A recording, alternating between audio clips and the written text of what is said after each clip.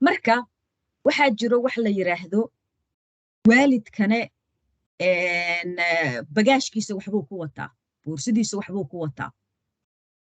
ilmahana boorsadoodii markay dhashaan waa eber oo yacni siduu ilaahay ugu dhaliyey way yihiin yacni dabeecadahoodii gudaha ahaa temperamentiga iyo waxaasoo dhan waa midii ilaahay ku dhaliyey.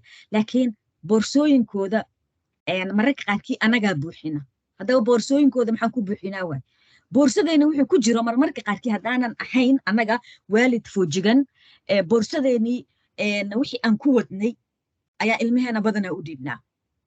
adigii haddii aad yacni kasoo qaado kaleeto uu ahaa ama lagugu soo koriyey in mar walbo ama lagu garaaco ama lagu canaanto ama lagugu qayliyo ama waa ceeb waa kan lagugu soo koriyey, waxaa dhici karto hab gooniyaha adiga inaad taasi shakhsiyadaadii inay si u samaysay.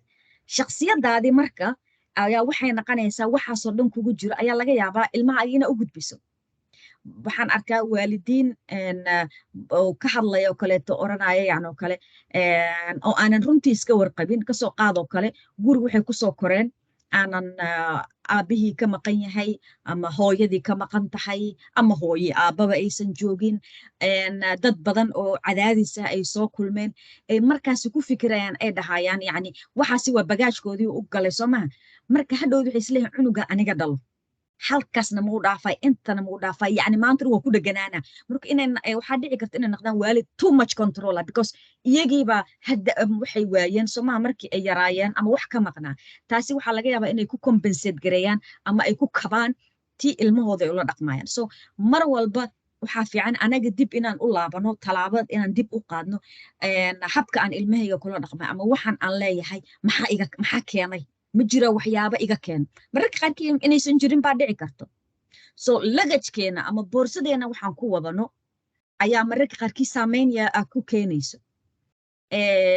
haddii anigii aan kusoo koray wax alla waxaan suubiba dharbaax dhac kan kaleeta dhac laygu siiyo waxa waaye si walba oo aad adiga isku celiso bagajkaagii waxa kugu jira waxa waaye waxyaabaha ilmaha lagu tababaro ama wax lagu sameeyo inay tahay halkoomaroo dhac loo siiyo. so waa wax boorsada anaga noogu jiro laakiin inaan boorsadaasi furfurno oo aan banaanka soo dhigno muhiim ayay noo tahay. waxaan maqli jiray yani mahmaahi waxay tahay maaqaan oo soomaalida ah yani ilmaha wuxuu wax ku maqlayaa yani in xoogaa la gaduudiyo kaleeto saasaan maqli jiray laakiin say ahayd hadda mahmaadii ma xasuusto iyo waxay sida imaamaha iska hadal muu ahaa. so waxaasoo dhan waa inaan dib marka anagii boorsadeena u furno oo aan fiirno maxaa boorsada aniga iigu jiro oo aan ilmahayga u gudbinoya. mararka qaarkii qasab maaha inay boorsada wax kugu jirto wax fiican baa kugu jiro. mararka qaarkiina waxa fiican iyo wax yaroo waxa ku jiro oo xoogaa yaro liita oo keenaya in adigii ilmahaagii conflict u yimaado ama wax alla wixii adiga aad ama cabsi qabtay ama waxa aad qabtay aad ilmahaagii aad maxaa la yiraahdaa aad ku celiso kaleeto taas ayaa dhici karta.